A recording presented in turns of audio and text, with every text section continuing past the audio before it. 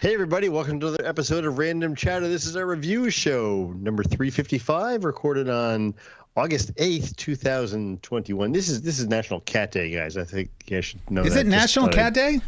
Yeah, International Cat Day, I think. You know, cats think every day is International Cats Day. They do, yeah. They do. They really do. But anyways, we're not here to talk about pets. We're here to talk about movies and TV shows and stuff we've been watching. And there's a bunch of good stuff that's come out recently. Stop with the whole Tim thing, because that's just freaking me out. I can't. So for those who aren't watching us on YouTube right now, you should be, first off. But we have a bit of a problem with Tim's video. It's like he's not here. We had to have a stand-in, like a still picture of him, and he's very excited about talking about. It's like he's frozen in a perpetual state of excitement and exhilaration. As I'm sure all of our audience is right now. Just to see what we're going to say, yeah. You know, for those who aren't getting the joke here, go to youtube.com/randomchatter, hit the subscribe and like button on whatever video pops up, and then also hit that little notification button so you too can see what it is we're talking about, because that's priceless. And then hi again, chat room. Hey Tom, how you doing? Welcome back. So anyway, a couple of things we're going to talk about first. One of which I've seen, one of which I have not. You guys can talk about Lou, the one, but it's like his eyes follow me wherever I move. Mm-hmm. I'm always watching. It's creepy. Oh, God. Tim, that is creepy. That's very creepy. It really is. I think we should just call the show now and just be done with it for tonight. Because yeah. I mean, I just can't look at that side of the screen. I got to blank that out, because it's like he's gazing into my eyes and so happy about it. Look how happy he looks. It's like I'm not sure that's happy. That could be. Are you saying he's like frightened by gazing in my eyes, Lou? I mean, well, if he isn't, he should be. He's scared stiff because it's frozen and he's nope. Because Anyway, let's get right to our discussions tonight of what we're watching. First up, this came out last Thursday in theaters, Friday on HBO Max. The Suicide Squad. Yes. This is the 2021 version of the Suicide Squad, not to be confused with Suicide Squad from 2016. Is really the defining factor there. It is. Yeah. So, briefly, you guys both saw this, right? Tim, Eric? I have not. Tim, blink twice if you haven't seen it. Nope, we have not seen it yet. Okay. So then I have. Eric, let's just see if we can convince Timmy to see it or not to see it based on our quick little 2-second review here. Thumbs up, thumbs down? I would say, so for those who don't know, the initial press reviews, once the embargo was lifted, were 98% on Rotten Tomatoes. Now they always go down. Really? Wow. They went all the way down when it finally got released. And this is a comic book movie, and they never get very high, right? It went all the way down to a 92%. Still really freaking high. And I think it's well deserved. I have to say that this may be the best DC Comics movie so far. Maybe. It's different. It's quirky. It's not going to be for everybody. But I also think that there's actually some depth there that people are probably losing amidst all the blood and guts and all that. But by the way, don't take your kids to see this.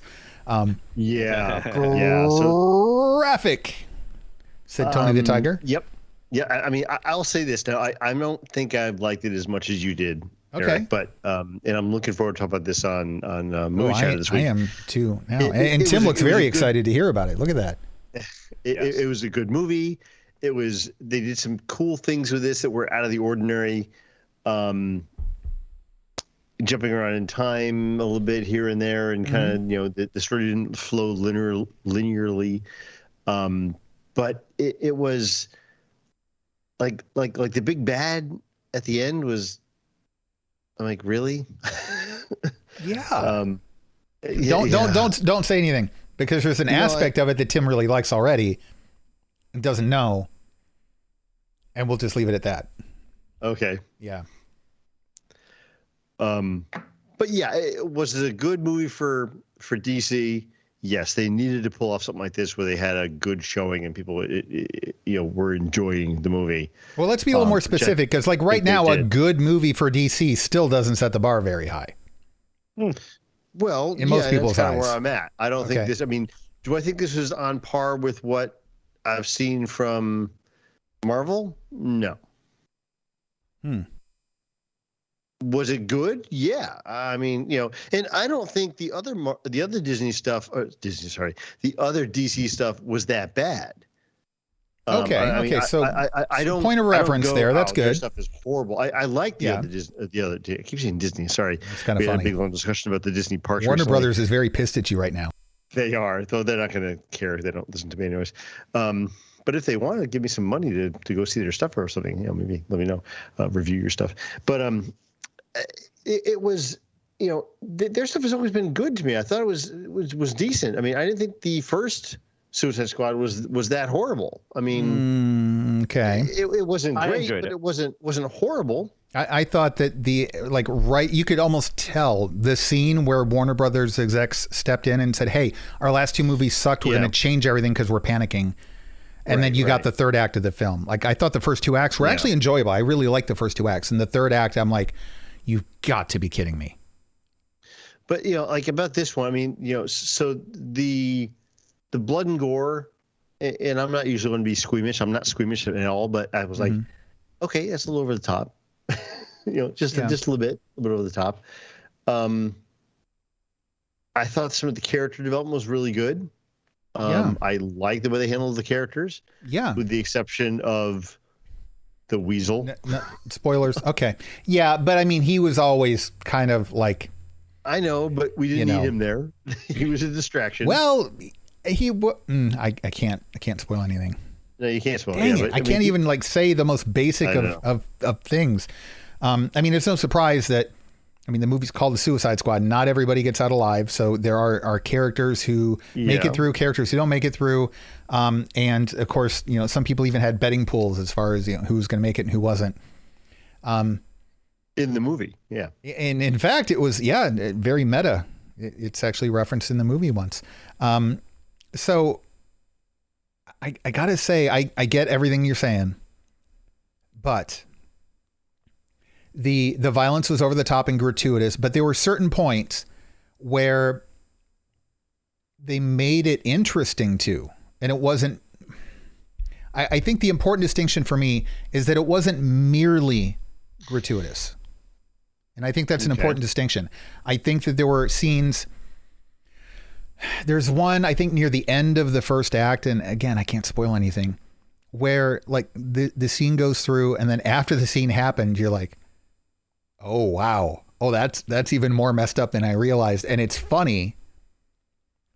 I'll just say, Lou, so you'll know what I'm talking about. The conversation they have with the resistance leader. After the action scene, it's like, So oops. Yeah. There are moments like that like really help to make it. I think having James Gunn made all the difference in the world. I mean, I think that, he brought some of the life from Guardians of the Galaxy with him. Very different movies in tone by far.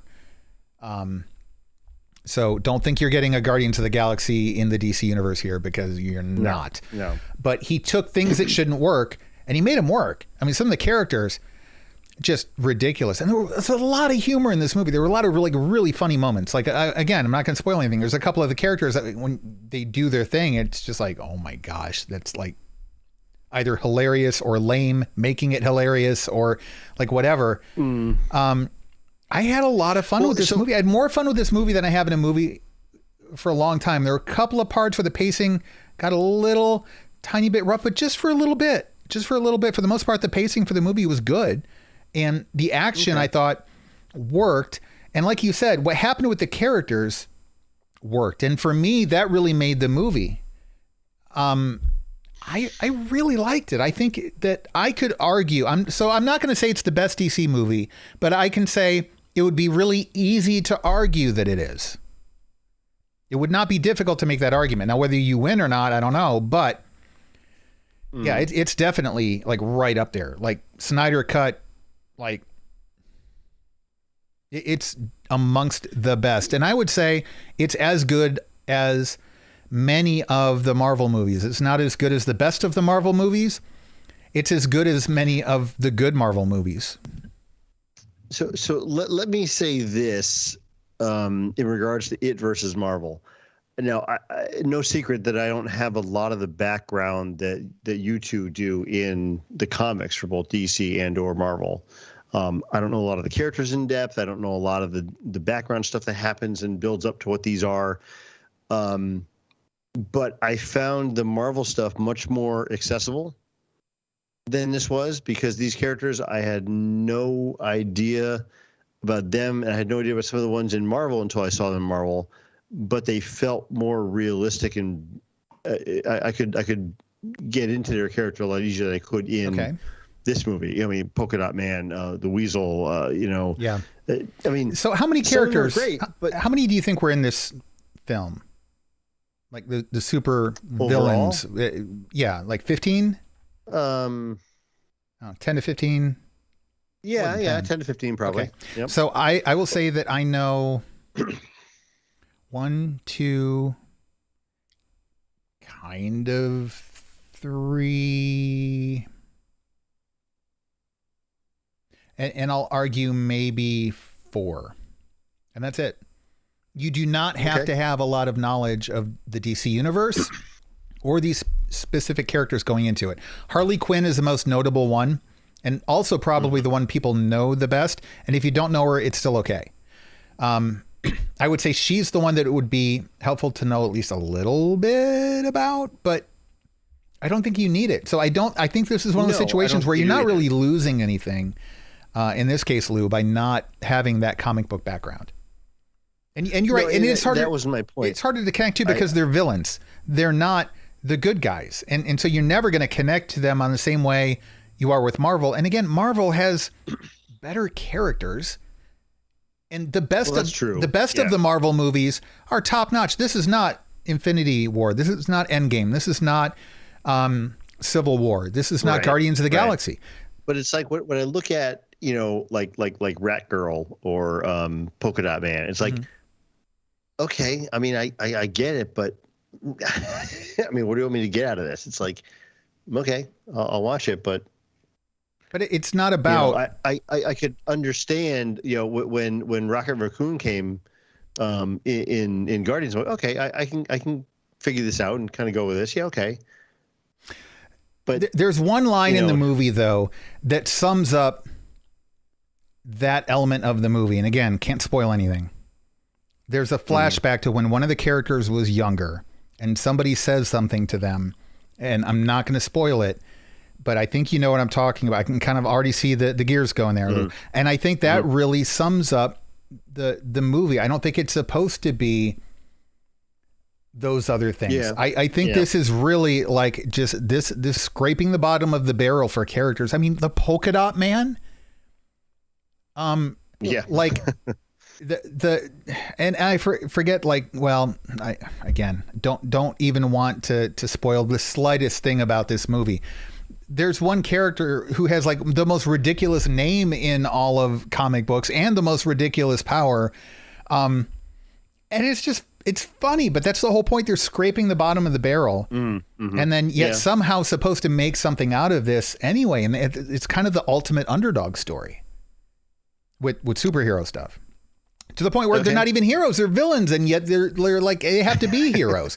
Like everything that could possibly be against them is against them. They're called the Suicide Squad for a reason. You can't get the deck stacked against you more than this.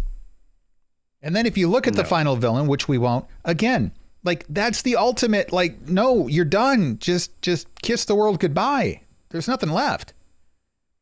How do they get through that? So to me, that's kind of part of the beauty of this movie, in addition to the fact that as you pointed out earlier, I think the character development was, in my opinion, surprisingly good for this type of movie. I wasn't expecting the characters and like many of them. It wasn't like you had one or two. It wasn't like the Michael Bay Transformers movie where you had like Optimus and Bumblebee and everybody else was cannon fodder. Like, despite being called the Suicide Squad, a lot of these characters had backstory. They had personality. Yeah. They had some meaning, whether they lived or died or not. And it was okay. It brought me along. I mean, I think that as a thumbs up, thumbs down, should you see this movie, definitely see it. I mean, if you have HBO Max, no reason not to, because it's free on HBO Max till I think September 5th. Yeah, it is a limited window. So go see it. Yeah. Yeah. But, you know, one last thing I'll say about this before I turn you guys loose on Transformers. I thought they had a bit too much, speaking of, you know, gratuitous shots, of the slow motion team walking. They had like 3 different shots of that throughout the movie. I'm like, again, we're doing this again? I'm like, okay. True. I mean, they did it in Deadpool. How many more times do you need to do it? I see it once per movie, that's fine. But doing it multiple times, I'm like, come on, we're done. So, no, I did not get to see Transformers War for Cybertron Kingdom. Did you guys both check this out? Yes. Yes, absolutely. Should I see this? Is it something that I should definitely see, or is it something? Yeah, you know, when I we'll let Tim talk about it because he looks way more excited about it than I am. So War for Cybertron is a 3-part thing, and each part has several episodes associated with it. So you really should see the first 2 parts before you see this 3rd part. That said, I will say I really like the first part. The second one was okay. This 3rd one I thought was the best part of the whole series. I agree emphatically. And they also left the door open for more. Thank goodness. And there's been no discussion of them doing more that I've seen anywhere, but I would love for them to do more. I like the animation. I like the writing. I like the characterizations. I like the voice acting. I like all of it. So I'd love to see more of this. I thought it was really great. I couldn't agree more. Like everything Tim just said. I've said it before. I'm a massive Transformers fan, like massive Generation 1 Transformers fan. And this, I think, is the single best Transformers project since since Beast Wars. Beast Wars and the original cartoon series and comic books. Comic books are actually pretty decent, some of them. Now that I'm thinking about some of them really weren't too. But I think that this captured the nature of the characters better than than any other video project since the original. Now, the IDW comics and the Image comics for Transformers that have come out in the recent years, mind-blowingly incredible. Like, even if you don't read comics, if you kind of like Transformers, read them. They're so adult, like grown up. Just with the complexity of the characters and the politics, and like there's like kind of almost like this whole Game of Thrones level of just there's stuff going on all over the galaxy that's just incredible. But to this series, they did such a good job of honoring the original characters and then bringing in the other characters that evolved later through the original animated movie and the 3rd season of the cartoon series, and integrating those really well. And then the Beast Wars characters, which is kind of where this season, if you will, this 3rd section of the trilogy focuses, and integrating those with the Generation 1 characters, which hasn't really been done before, at least not in video. Just so impressive how they managed to blend all these things together. And the story is interesting. The world building is interesting. Yeah, I'm sold, and I can't wait to see more of this stuff. They have to keep this going. The only thing I don't like about it, again, like I say over and over again, is the brevity. I think there were, maybe in the 2nd series more so than this 3rd one, so many things that could have been explored through more episodes instead of 5 or 6 episodes.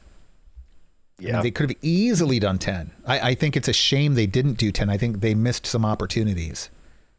for all three of them, because there were points along the way, even going as far back as the first one, I feel like the plot was rushed.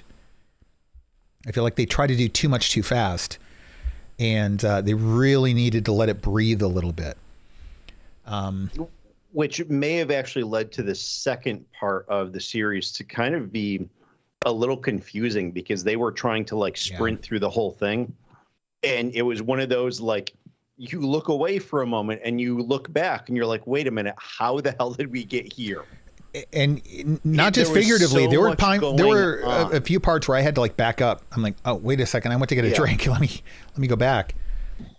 Yeah. Yeah. There was so much going on, and there's a lot going on in all of these, admittedly. This third part, though, seemed to unfold really well, and I liked all the places that it took us. I like how it grabbed all the story elements from, again, the first part. Much of what happened in the second part, I think, was almost irrelevant to this story. I mean, maybe the first couple of episodes had a lot of relevance, and then bring us to the last episode of that second part, which kind of got us to where we were going. But it's like the third part of this really pulled everything together. And it just did so well. And it was a really well told story. I love, and without spoiling anything in this, I love through the entire series that, this wasn't the, 80s cartoon where everything is clear cut, good versus evil kind of stuff. There was so much going on in terms of morality and that kind of, like, for the struggle that like Optimus Prime had in things of like, well, I can fix this problem, but a whole bunch of people are going to die, or I don't fix the problem and like only a couple people die. There was like so much of this moral struggle, and it was really good. It was really well told. I was really impressed with it. I will say that if you like that aspect of it, Tim, I'll recommend the comics. Having Megatron be a sympathetic character that you don't want to sympathize with, and yet you kind of have to, because there's good reason to. Like everything they did in the cartoon, the comics was even much more powerful about what they did with it. Like basically he a gladiator slave labor type of thing, and he led a slave revolution and like led people to freedom, and it's Megatron. Like that's his backstory in the new comic books. That's awesome. So pick up the comics. But to this series though, Fetmatic in the chat room gave it 2 thumbs up, and I agree wholeheartedly. I cannot wait to get more of this. And the second one's a little rough. If you have not seen any of it, just get through the second one. They should have taken the first one and stretched it out over the first and second, and taken the second one and compressed it down to just like an episode or 2 at the end of it. They had too much story in the first and not enough interesting story in the second. But the third was spot on. This is a great wrap up. They spent way too much time in that stupid space station in the second part. Right? Just get to where you're going. My God. But it was still good. Like it was still worth watching. I still enjoyed the second one. I'm like, this could have been better. But then the third made up for it. It's good. And I love that they gave us like pop-up characters that were like, even in the 80s cartoon, we either didn't see that often. Yeah. Maybe they were just like an action figure. They were just a toy, but they never made it into the cartoon, something like that. And boom, we would get like that character in this. And sometimes it was briefly, sometimes it was much more involved.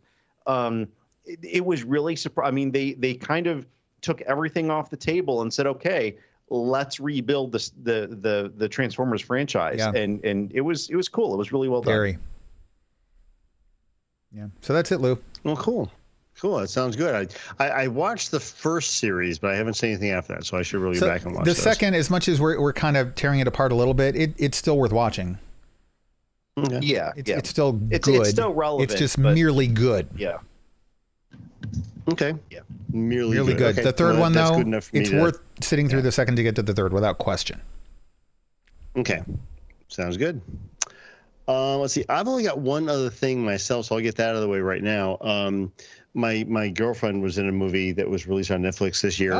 Called Stowaway. Anna Kendrick was in this, and it came across. It was one of those things that was, you may like this on Netflix. I'm like, oh, okay, I'll check it out. I'm like, it didn't look all that great from just the premise. I'm like, but okay, it didn't we'll have see how to they do with because this. Anna Kendrick.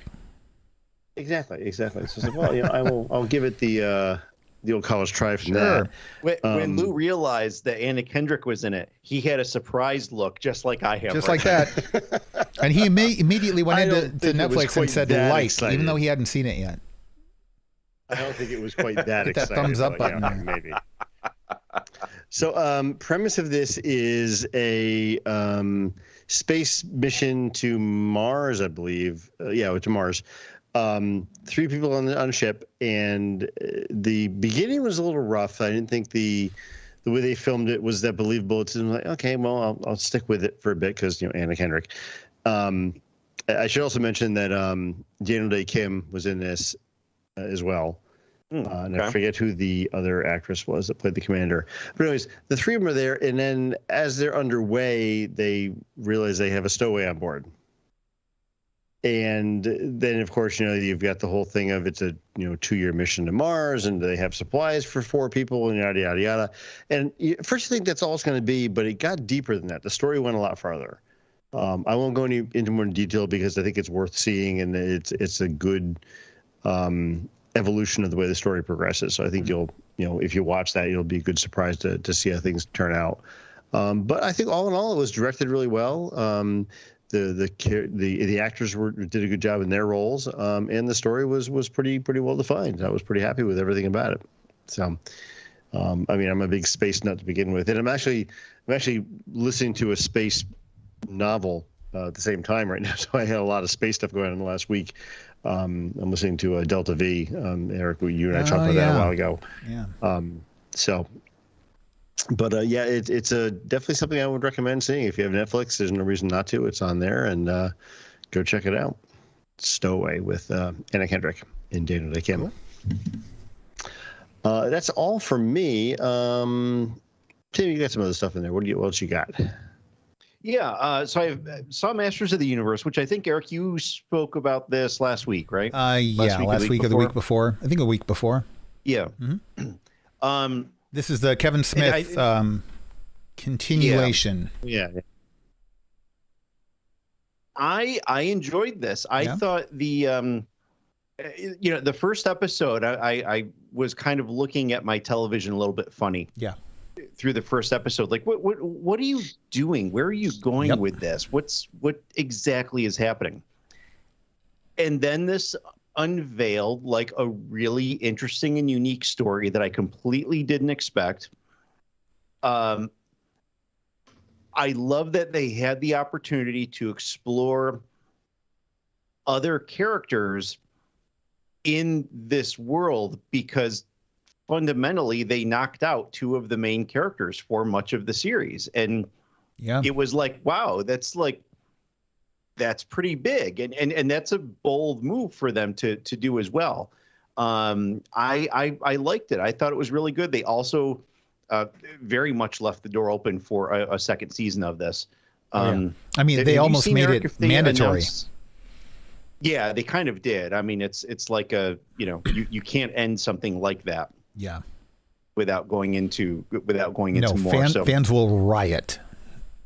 Yeah. Mm-hmm. It was really good. I like the animation on this. I really enjoyed the voice acting. There's some really great talent in the voice acting with it. And I thought the storytelling was really, really unique. So, it was fantastic. If anything, you're getting Mark Hamill as Skeletor. Yeah. Mm-hmm. And that itself is totally worth it. Did you watch any of the making of? The after party stuff? I did. I thought that was pretty good. Okay. I will say it's a good companion show to this. They explored some different things. They pretty much had an opportunity to talk to all the voice talent. on this. And for those who may have seen me put the comment up in Discord, it would basically happen while I was watching this. And absolutely no slight against Kevin Smith. I posted that I like the idea of Kevin Smith more than I think I actually like Kevin Smith. Wow. And this is like, I don't that. know him personally, so I'm not saying this as a personal slight, but like you kind of, everyone thinks like Kevin Smith is he's like a representative of ours. He's a mega fan. Yeah. And he has opportunities to do a lot of these like really cool things. And I think it's great. But then he opens his mouth and you're kind of like, stop. What? Dude, I listen to his podcasts and stuff. I've tried. love having him open his mouth. To talk. I like I said, I like the idea of Kevin Smith more than I like Kevin Smith. And seriously, it is not a slight against him on a personal level because I don't know the guy. I never met him, but that's all I got. I will say that I like him. I just don't always like his content. Like I don't like his movies as much as I like him as a person. Okay. Yeah. And I can see that too. And yeah, a lot of his stuff does get a lot of hype because again, he is kind of like he's the uber nerd. Yeah. And you think, wow, anything that he does, because he's representing us, it's going to be like really great. And things seem to fall short. Oddly enough. He's done some good episodes of some of the DC superhero shows, like Supergirl. I think he did some of The Flash. I think those are good. I mean, he does good stuff too. And this series was good. The Masters of the Universe thing. Like I don't even get into Masters of the Universe, and I thought this was okay. Yeah. Yeah. Let's see. I continued my watching of Archer as well. Said that. Even though it was interrupted by some other animated stuff. And then also just kind of over the last few days had actually consumed a lot of Home Improvement. You know, the sitcom from the 90s. Tim the Toolman Taylor. Yeah. And it's very strange because it is probably the most modern sitcom that I will occasionally get nostalgic for. Really? I don't know why. It's usually the early seasons. I really enjoy them. I especially love their Halloween episodes. I always thought they did great Halloween episodes. It's just one of those things. And so interestingly enough, I found out today while I was watching it, because whatever network I was watching on they basically did a weekend long kind of marathon of them. And they had tagged in one of the bottom corners that this is the 30th anniversary of Home Improvement. Holy crap, do I feel old. You're old. 30 years. You're like almost as old as Lou. I'm kidding. He's clearly not as old as Lou. I mean, look. Wow. And clearly Eric's closer to me than Tim is. So that's actually true, I think. I'd have to do the math. Is it? Yeah, but just remember, Lou, I will always be younger than you. You'll never be as old. I know. Yes. You'll never be as old as I am. Right. God will be, though. So that's all I got. My turn? Okay. Yeah. What else you got? All right. Well, I am currently in the middle of watching Batman: The Long Halloween, which is a 2-part DC animated film event. R-rated. Don't invite your kids. It's pretty good. It's set early in Batman's career. It's based on I think a 12-part comic series. So I'm enjoying that. I watched The Woman in the Window based on Robin's recommendation. This is a movie, I think it came out last year on Netflix. Or was it earlier this year? It was in March. It was March earlier this year. Okay. Starring Amy Adams, and she plays a psychologist, a child psychologist, who has agoraphobia, so she won't leave her house. And so she observes her neighbors moving in across the street from afar. And then things kind of happen through that. The trailer, Robin pointed this out too, the trailer does kind of make it look like maybe it's a horror movie of sorts, and it's really not. It's a psychological thriller. It's really good. But a really good psychological thriller. It's really good. I had it on my list. I knew I would get to it eventually, but then based on Robin's recommendation, I watched it because I thought we were going to cover it on Movie Chatter, and we are. I think we're just going to preempt it for now with Suicide Squad and then come back to it. Lou, you haven't seen it yet, right? No, I have not. Okay. Next on my list. I think that...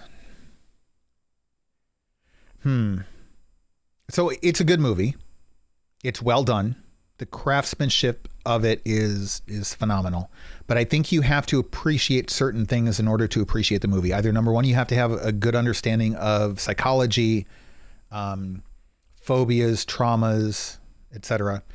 Okay. Or number two, I think you have to have an appreciation for filmmaking. How scenes... Great directing. Really, really good directing. Really good. Yeah, but that's the thing. Like, you have to know what you're looking at. You have to understand, wow, look how this scene keeps getting framed over and over again. And look at these things that lead into this, that lead into that.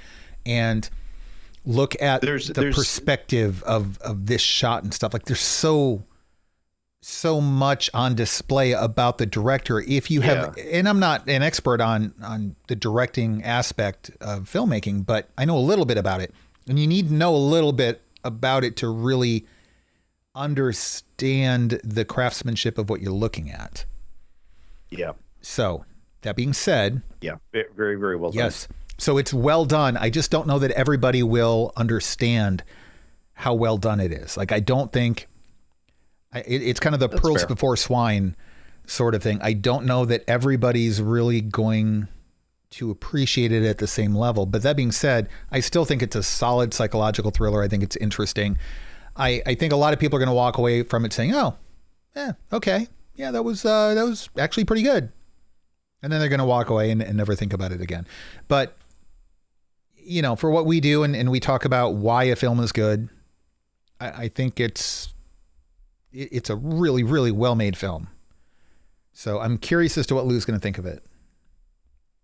Because some people aren't going to like it. I will let you know when we cover it. But if you like psychological thrillers and great acting, oh my gosh, Amy Adams, this might be the best role she's done. Mm-hmm. Really? Oh, yeah. Okay, good. I like her. Yeah. I mean, you really see her range here.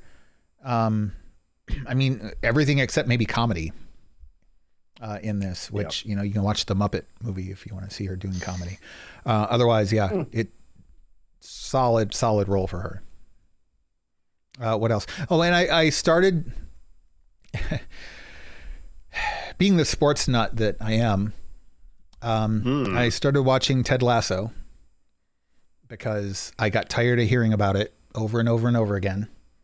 And I was looking for something to watch and I was bored and I ran out of all of the things. And I had a list of like a watch list and it got deleted. And so I need to rebuild it. So in the meantime, I'm like, what do I watch?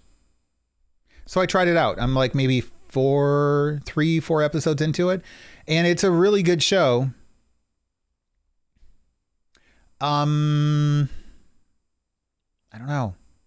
I have a hard time with the main character. Like it's a good show and it's a good character. I'm not there yet. So we'll see. I'm going to continue it. It's good enough to continue. You guys haven't seen it, have you? I have not. Okay. It's like the #1 show on Apple TV Plus, and it won a bunch of awards and like a bunch of awards. It may have, I don't think it swept the Emmys necessarily, but like it's a big deal apparently. So yeah, I mean, I hear about it constantly. Yeah. It's a lot of people comment on it on social media and such, and it's getting a lot of noise. And I can see why. Like, it's well written, it's well acted, the production quality is good. It's not like cheesy and corny and stuff. Like, you can tell that even though it's like lighthearted and funny and all that, like, people put serious time and effort into making sure that this was top notch for what it is. I think for me, it's the type of show I normally wouldn't watch because it's like this like small town podunk guy is the main character, who's not like dumb, but he's also a little bit naive and also like a little bit naively optimistic. And yet other times he's like not really naive. He's just like really optimistic. Like he gets it, but he's going to be optimistic anyway. He's like stubbornly optimistic. So a hard personality type for me to connect to. And then it's sports, a sport that I only even barely understand and know any of the rules of. Like, don't use your hands. And that's, I don't know what the second rule is. Like win. I don't know. So I don't know. I'd recommend it, I guess, based on what I've seen. It is good. And I do plan to continue watching it because I hear that it continues to build as it goes on. And the second season apparently is incredible. So we'll see where it goes. And that's all I've got. Okay. I think it brings to the end of the episode then. Right. Well, in that case, that's going to do it for this weekend for Random Chatter. I want to let everybody know we are not going to be doing any shows live or on video next weekend. So next weekend shows are going to be audio only. All right, because I'm kind of the video guy and I'm going to be out of town. We are going to be doing Movie Chatter this Tuesday, but then the following Tuesday, we will not be doing a video show either. So we'll be taking a week off for Movie Chatter. So Movie Chatter this week is going to be at 8:30. We're going to be covering The Suicide Squad. If you have HBO Max, be sure to watch it. If not, maybe sign up for a trial. There's lots of other good stuff on HBO Max. You can kind of binge your way through and then cancel your trial if you don't like it. Or there are ad-supported versions you can get. Well, no, wait. The ad-supported versions, you don't get those premium movies. Yeah, I forgot about that. Interesting. I forgot about that. Okay, so you'd have to sign up for the trial for the whole shebang.